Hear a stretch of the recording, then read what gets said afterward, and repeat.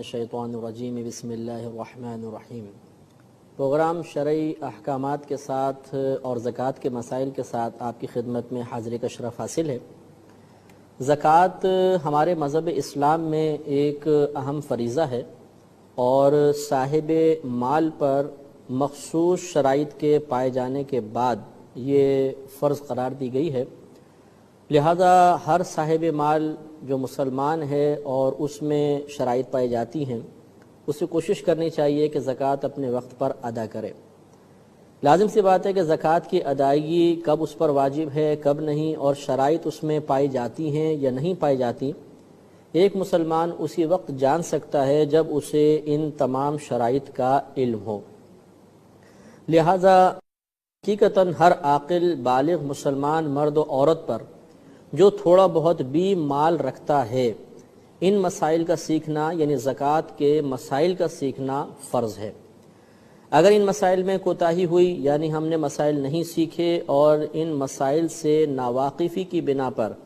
زکوٰۃ کی ادائیگی میں کسی قسم کی کوتاہی رہ گئی تو میدان محشر میں ہمارا یہ عذر بارگاہ الہی میں مقبول نہیں ہوگا کہ یا رب کریم ہمیں پتہ نہیں تھا۔ اللہ تبارک و تعالی نے واضح طور پہ قرآن عظیم میں ارشاد فرمایا فَاسْأَلُوا أَهْلَ الذِّكْرِ إِن كُنتُمْ لَا تَعْلَمُونَ کہ اگر تم نہیں جانتے تو اہل علم سے سوال کرو۔ یاد رکھیے کہ آج دنیا میں کوئی بھی دارالحرب نہیں ہے۔ دارالحرب اس مقام کو کہتے ہیں کہ جہاں پر مسلمان مذہب اسلام کی کوئی بھی عبادت اعلانیہ طور پر نہ کر سکے۔ آج آپ پوری دنیا میں چلے جائیں، ہر مقام پر کوئی نہ کوئی مذہبی عبادت کرنے کی اجازت موجود ہے، اور جہاں پر ایسی اجازت ہو اس کو دارالاسلام کہتے ہیں، اور جو دارالاسلام ہوتا ہے اس میں جہالت یا کم علمی عذر نہیں ہے، یعنی مسئلہ سیکھنا لازم ہے۔ لہذا زکوٰۃ کے مسائل، اس کے بارے میں جمیع تفاصیل، اس کے بعد اپنا محاسبہ اور اس کے بعد زکوٰۃ کی ادائیگی کا عمل اختیار کرنا، یہ سب ہم پر لازم ہے۔ تو ہم سب سے پہلے زکوٰۃ کی تعریف آپ کی خدمت میں عرض کرتے ہیں کہ زکوٰۃ دراصل مال کی مخصوص مقدار پورے ہونے کے بعد اس میں سے ایک مخصوص مقدار نکال کر ایک مخصوص فرد کو اس کا مالک کر دینا ہے، اس طرح کہ دینے والا اپنا نفع بالکل جدا کر لے۔ تو اس تعریف میں آپ نے چند چیزیں دیکھیں، ایک یہ کہ مال کی مخصوص مقدار ہوگی، وہ آپ کو بتائی جائے گی، پھر اس میں سے بھی ایک مخصوص مقدار نکالی جائے گی، وہ بھی آپ کو بتائی جائے گی، پھر ایک خاص فرد کو ہی دے سکتے ہیں، اس خاص فرد میں کیا کیا شرائط ہوں گی وہ بتایا جائے گا، پھر اس کو مالک بنانا لازم ہے، اور اس کے بعد اس طرح مالک بنائیں کہ اپنا نفع ہم بالکل جدا کر لیں۔ جب یہ تمام چیزیں پائی جائیں گی تو زکوٰۃ کی ادائیگی مکمل ہو جائے گی۔ یہ تعریف کامل طور پہ اسی وقت سمجھ میں آئے گی جب ہم زکوٰۃ کی شرائط پر تفصیلی کلام کر لیں گے، اور پھر ہمیں معلوم ہوگا کہ اس تعریف کے مطابق زکوٰۃ کی ادائیگی کا کیا مطلب ہے۔ لہذا اس سے پہلے کہ میں زکوٰۃ کی شرائط کی جانب آؤں، پہلے ہم زکوٰۃ کے شرعی حکم پر غور و تفکر کر لیتے ہیں۔ یاد رکھیے کہ جس شخص میں زکوٰۃ کی شرائط پائی جائیں اس پر زکوٰۃ کی ادائیگی فرض ہے، چونکہ اس کی فرضیت قرآن عظیم کی واضح اور قطعی آیات سے ثابت ہے۔ لہٰذا اگر کوئی زکوٰۃ کی ادائیگی کا انکار کرے گا کہ زکوٰۃ ہم پہ فرض نہیں ہے، ہم ادا نہیں کرتے ہیں، یعنی ادائیگی سے انکار کا مطلب ہے فرضیت سے انکار، تو اگر کوئی فرضیت سے انکار کر دے گا تو وہ شخص دائرہ اسلام سے خارج ہو جائے گا۔ اور اگر کوئی ادائیگی میں کوتاہی کا مرتکب ہو کہ زکوٰۃ اس پہ فرض ہو گئی ہے لیکن وہ جان بوجھ کے ڈیلے کر رہا ہے، دیر کرتا ہے، سستی اختیار کرتا ہے، تو ایسا شخص فاسق ہے، فاجر ہے، گناہگار ہے، اور شرعی لحاظ سے اس کی گواہی معتبر نہیں ہے۔ نبی کریم صلی اللہ علیہ وسلم نے ایک طویل حدیث میں ارشاد فرمایا، جس کو امام مسلم رحمۃ اللہ علیہ نے مسلم شریف میں نقل کیا، کہ جو شخص سونے اور چاندی سے اللہ تبارک و تعالی کا حق ادا نہیں کرتا تو برود قیامت یہی سونا اور چاندی ٹکڑوں کی شکل میں لائی جائے گی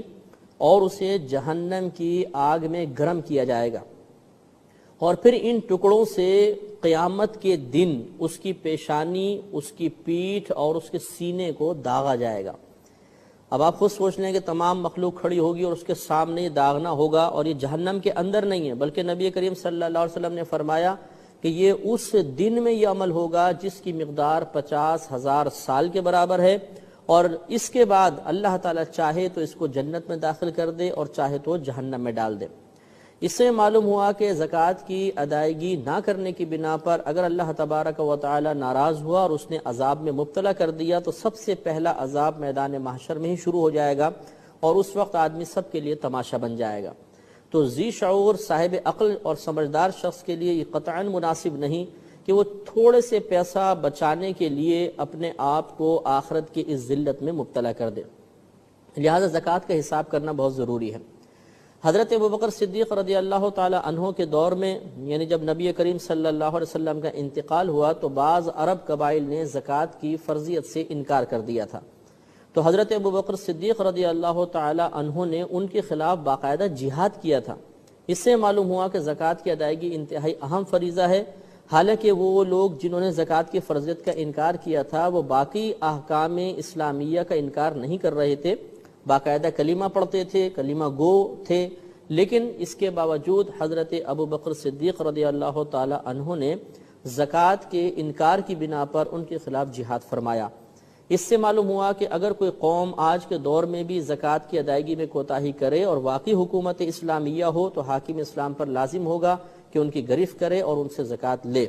اور اگر کوئی زکوٰۃ کا انکار کرے تو پھر اس کے مطابق شرع احکام کے مطابق اس کے ساتھ معاملہ کیا جائے گا۔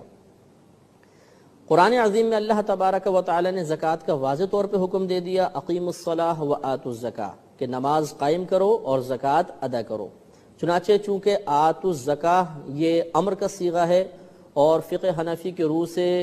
امر جب بھی آتا ہے اگر وہ مطلق ہو، اس کے اندر آگے پیچھے کوئی فوائد کی بات، کوئی مطلب یہ کہ دنیاوی نفع کی بات نہ ہو تو اس کو ہم کہتے ہیں امر مطلق ہے، اور امر مطلق سے وجوب ثابت ہوتا ہے۔ اس سے معلوم ہوا کہ زکوٰۃ ہم پر فرض اور واجب ہے۔ اب میں آپ کی خدمت میں زکوٰۃ کی شرائط کے بارے میں انشاءاللہ کلام عرض کروں گا۔ زکوٰۃ کی بنیادی طور پر 9 شرطیں ہوتی ہیں۔ پہلے اجمالی طور پہ ان 9 شرائط کو آپ سماعت فرمائیں، پھر ان میں سے ہر ایک کی تفصیل اور ان سے متعلقہ ضروری مسائل انشاءاللہ ہم عرض کریں گے، اور اس میں ترتیب اس طریقے سے ہوگی کہ انشاءاللہ ان شرائط کی تفصیل بیان کرنے کے بعد پھر میں آپ کی خدمت میں خلاصہ بیان کروں گا کہ خلاصہ یہ ہوا کہ ان چیزوں پر زکوٰۃ ہوگی، اور اس کے بعد آپ کو زکوٰۃ کا حساب کرنے کا انشاءاللہ مکمل طریقہ بھی عرض کیا جائے گا، لہٰذا پہلے آپ بالکل صبر و تحمل کے ساتھ اس جمیع تفاصیل کو سماعت فرمائیں۔ اس کے بعد انشاءاللہ آپ کو خلاصہ کلام بتایا جائے گا کہ آپ کے مال میں سے کس کس مال پر زکوٰۃ واجب ہے۔ اس مسئلے کو جاننے کے بعد انشاءاللہ آپ اپنے گھر کی ہر چیز کے بارے میں فیصلہ کر سکتے ہیں، اپنے پاس جو مال موجود ہے اس کے بارے میں شرعی حکم معلوم کر سکتے ہیں کہ اس پہ زکوٰۃ بنتی ہے یا نہیں بنتی، اور اس کے بعد انشاءاللہ پھر آپ کو حساب کرنے کا طریقہ بتایا جائے گا کہ اگر آپ کے پاس تجارت کا مال ہے، کیش پیسہ ہے، سونا ہے، چاندی ہے اور دیگر ضروریات زندگی سے زیادہ سامان ہے تو کس طریقے سے ہم حساب کر کے زکوٰۃ کو نکالیں گے۔ لہذا زکوٰۃ کی بنیادی طور پر 9 شرائط ہیں، اور وہ یہ ہیں: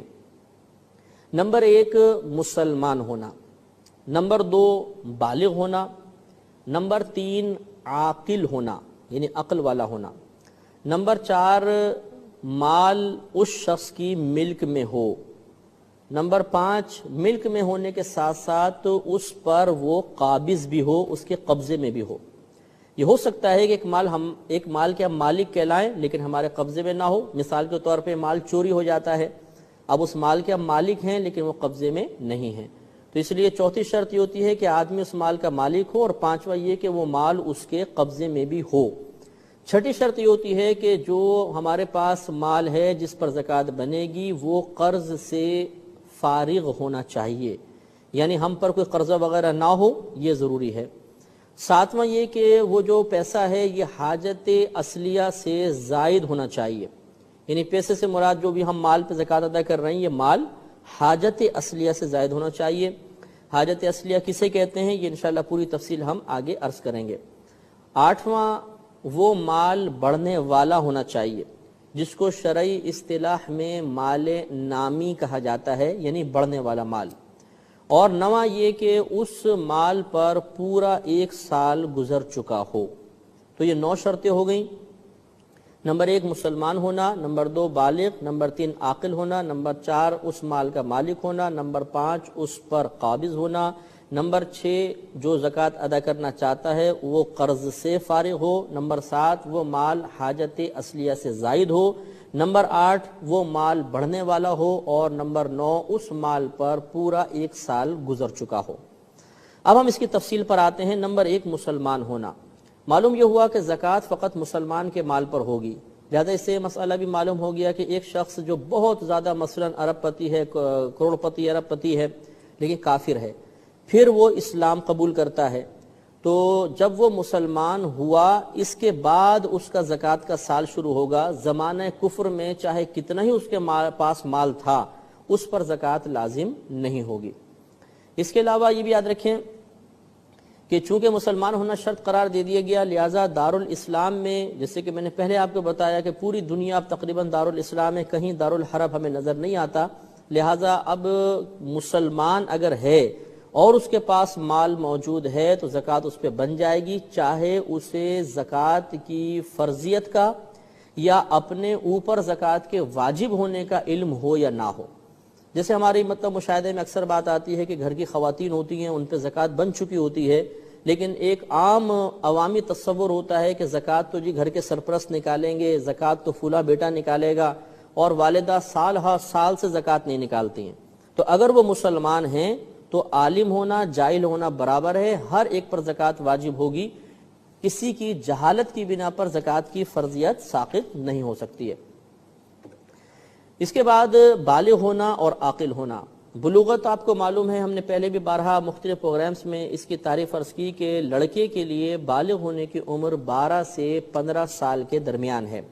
جب 12 سے 15 سال کے درمیان اس کو احتلام وغیرہ ہو جائے یا دیگر آثار بلوغت ظاہر ہو جائیں تو وہ بالغ ہو جائے گا، اور اگر یہ آثار ظاہر نہیں ہوئے، اسے احتلام ہونا یاد نہیں، تو 15 سال کے بعد ہم اسے بالغ ہونے کا حکم دے دیں گے. اور لڑکی میں بلوغت کی عمر 9 سے 15 سال کے درمیان ہوتی ہے. اس دوران جب کبھی اسے حیض آ جائے یا اس کو احتلام وغیرہ ہو جائے یا دیگر آثار بلوغت ظاہر ہو جائے، وہ بالغہ کہلائے گی. اور اگر اسے بھی ان چیزوں کے بارے میں علم نہیں ہے یا ایسے واقعات ظہور پذیر نہیں ہوئے، تو 15 سال کے بعد ہم اسے بالغ ہونے کا حکم دے دیں گے. لہذا بالغ ہونا یہ ضروری ہے. نابالغ پر زکوٰۃ واجب نہیں ہوتی، چاہے وہ کروڑوں پتی ہی کیوں نہ ہو. مثال کے طور پہ ایک نابالغ بچہ، اس کے دادا کا انتقال ہوا اور دادا کے ترکے میں سے اسے 1000 روپے مل گئے، تو اس بچے پہ کوئی زکوٰۃ واجب نہیں ہوگی، کیونکہ جب تک آدمی بالغ نہ ہو اس پر زکوٰۃ لازم نہیں ہوتی ہے. اسی طرح عاقل ہونا، صاحب عقل ہونا بھی لازم ہے. لہذا معلوم ہوا کہ مجنون اور پاگل چاہے کتنا ہی مالدار کیوں نہ ہو، اس پر بھی زکوٰۃ لازم نہیں ہوگی. چوتھی شرط ہم نے بتائی تھی کہ جو مال ہے بقدر نصاب مال ہونا چاہیے اور اس کی ملک میں ہو. تو پہلے اس میں اب 2 باتیں میں آپ کو بتاتا ہوں کہ ایک تو مال بقدر نصاب کا کیا مطلب ہوتا ہے، اور دوسرا اس کی ملک میں ہونے کا کیا مطلب ہے. تو یہ انشاءاللہ جب آگے تفصیل اور بھی آئے گی، لیکن یہ یاد رکھیے کہ مثلا اگر کسی کے پاس سونا ہے تو 7.5 تولہ سونا یہ ایک ایسی مقدار ہے کہ جس کے پاس یہ مقدار ہو اور اس پر سال گزر جائے تو زکوٰۃ واجب ہو جاتی ہے. تو مال کی وہ مقدار کہ جو سال بھر تک ہمارے پاس رہے تو زکوٰۃ لازم ہو جائے، اسے مقدار نصاب کہتے ہیں. لہذا سونے کی نصاب کی مقدار 7.5 تولہ وزن ہے. چاندی کے اندر 52.5 تولہ چاندی یہ مقدار نصاب ہے. اگر کیش پیسہ وغیرہ آپ کے پاس ہے، نوٹ وغیرہ ہیں، تو ہم یہ دیکھیں گے کہ اگر اتنے نوٹ ہوئے جس سے 52.5 تولہ چاندی خریدی جا سکتی ہو، اور یہ تقریباً 9,500 10,000 تک کیش بنتا ہے، کیونکہ چاندی کے ریٹ اوپر نیچے ہوتے رہتے ہیں، لہٰذا ہم کوئی ایکوریٹ تو مطلب مقدار نہیں بتا سکتے، لیکن اتنا ضرور ہے کہ آپ اگر سنار سے معلوم کر لیں جس وقت آپ زکوٰۃ کی ادائیگی کرنا چاہتے ہیں یا یہ معلوم کرنا چاہتے ہیں کہ مجھ پر یہ جو چاندی میرے پاس موجود ہے اس پر سال شروع ہو رہا ہے کہ نہیں، تو اس وقت آپ جا کر معلوم کر لیں کہ 52.5 تولہ چاندی کی قیمت کتنی ہے. تو اگر ایک تو 52.5 تولہ چاندی ہو، یا اگر کیش پیسہ ہے تو چاندی کی قیمت معلوم کر کے آ جائیں اور پھر وہ دیکھ لیں کہ پیسہ اگر اتنا ہے تو آپ پر سال شروع ہو جائے گا. تو بہرحال چاندی کے اندر 52.5 تولہ چاندی یہ مقدار نصاب ہے. اور اگر پیسہ ہے کیش وغیرہ تو اس کے اندر بھی 52.5 تولہ چاندی کی قیمت دیکھی جاتی ہے۔ اسی طرح اگر آپ کے پاس مال تجارت ہے، یعنی کچھ ایسا مال ہے جسے آپ نے بیچنے کی نیت سے ہی خریدا تھا، وہ مال تجارت کہلاتا ہے۔ اس میں بھی حکم یہ ہوتا ہے کہ اگر وہ مال تجارت اتنی مقدار میں ہے یا اتنی مالیت کا ہے جس سے آپ 52.5 تولہ چاندی خرید سکتے ہیں تو یہ مال تجارت میں مقدار نصاب کہلائے گی۔ خلاصے کلام یہ ہوا کہ مقدار نصاب کا تعلق سونے سے ہے، چاندی سے ہے، کیش روپیہ ہو یا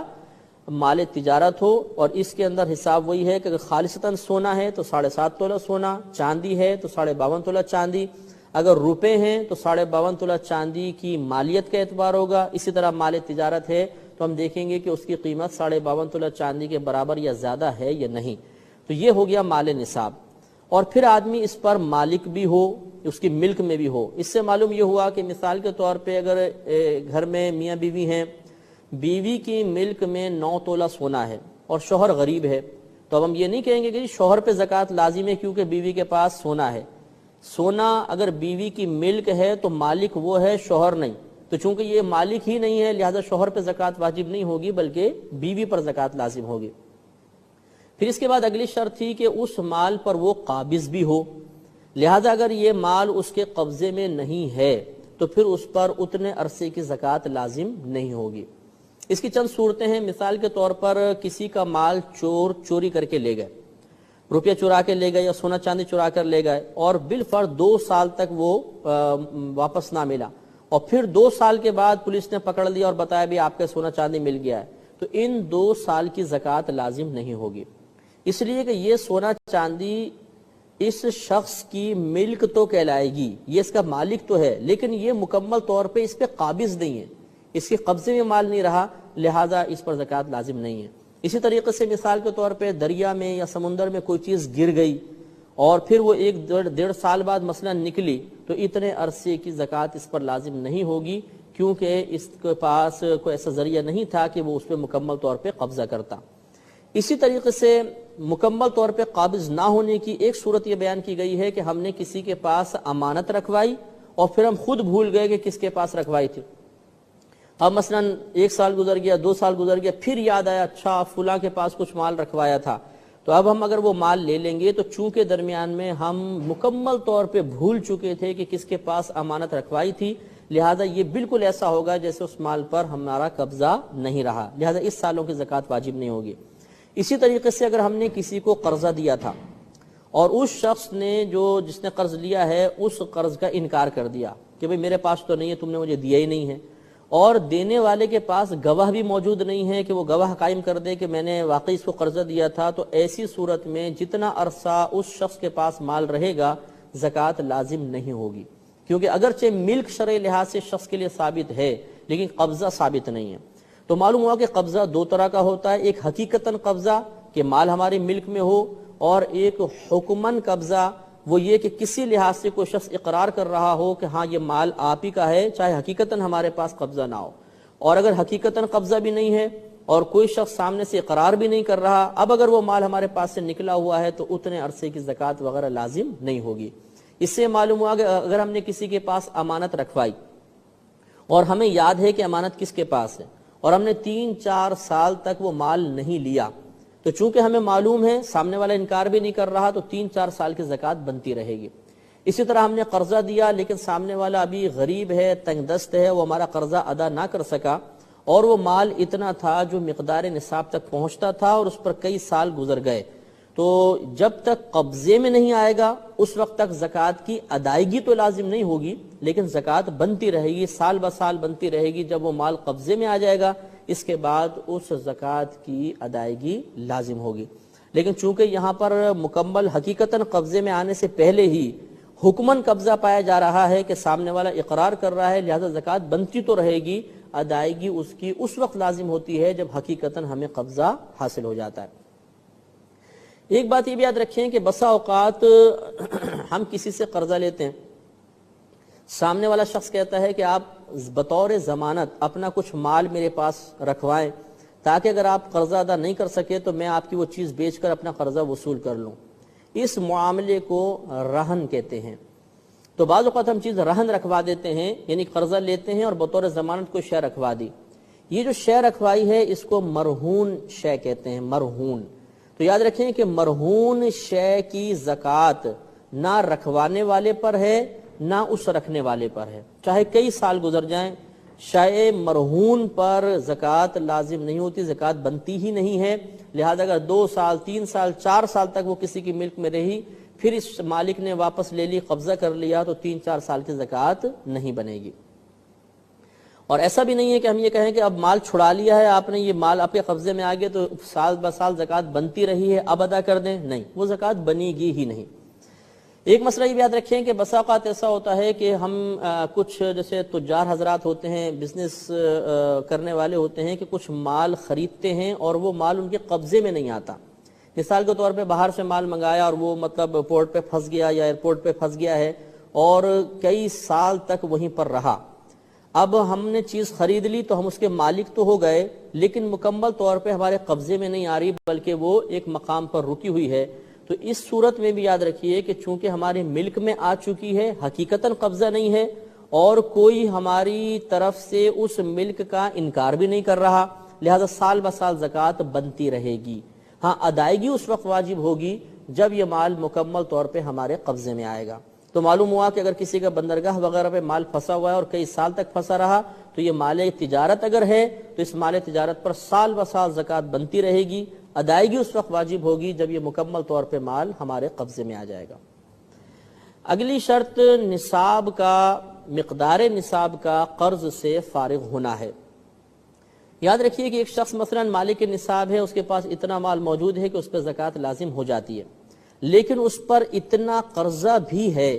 کہ اگر وہ قرضہ ادا کر دے تو پھر یہ ملک نصاب، مقدار نصاب باقی نہیں رہے گی، تو اس پہ زکوٰۃ لازم نہیں ہے. مثال کے طور پر اس کے پاس کچھ پیسہ ہے، مثال کے طور پہ 20,000 روپے ہیں. اب اس سے 52.5 تولہ چاندی آرام سے آ سکتی ہے اور اس پہ پورا سال بھی گزر گیا، لیکن سال تمام ہونے سے پہلے اس کے پاس اس پہ اتنا قرضہ تھا، مثال کے طور پہ 1 لاکھ 2 لاکھ روپے قرضہ ہے. تو اب 20,000 روپے پہ اگرچہ سال گزرا، لیکن ساتھ ساتھ اس پہ لاکھوں روپے قرضہ بھی ہے، اور اگر وہ لاکھوں روپے قرضہ ادا کر دے تو یہ 20,000 سے تو ہو بھی نہیں سکتا، اور پھر اس کے پاس تو بالکل مال ہی نہیں بچے گا. لہٰذا ہم یہ کہیں گے کہ جو اس وقت موجودہ مال ہے چونکہ قرضے میں مستغرق ہے، گھرا ہوا ہے، لہٰذا اس شخص پہ زکوٰۃ لازم نہیں ہوگی. ہاں، اگر ایسی صورت ہو کہ اس پہ قرضہ تو ہے، لیکن اگر یہ قرضہ ادا کر دے تو اس کے بعد بھی مقدار نصاب باقی بچتی ہے تو زکوٰۃ ہو جائے گی. مثال کے طور پر کسی کے پاس 1 لاکھ روپے ہیں، اس پہ سال گزرا اور اس کے اوپر 25,000 روپے قرضہ ہے. اب سال گزر جانے کے بعد اگر اس 1 لاکھ میں سے بالفرض 25,000 نکال بھی دیتا ہے تو پھر بھی 75,000 بچے، تو اس کے پاس ملک نصاب تو پھر بھی، مقدار نصاب تو پھر بھی بچ گئی، اس کو ملک نصاب حاصل ہے، لہٰذا اس پر زکوٰۃ لازم ہو جائے گی. اب چونکہ ہمارے پروگرام کا وقت تقریباً ختم ہو چکا ہے، تو انشاءاللہ تعالی بقیہ شرائط پر اور اس کے بعد بقیہ مسائل پر آئندہ پروگرام میں ہم کلام کریں گے. اس وقت تک کے لیے اجازت مرحمت فرمائیں. وآخر دعوانا ان الحمدللہ رب العالمین.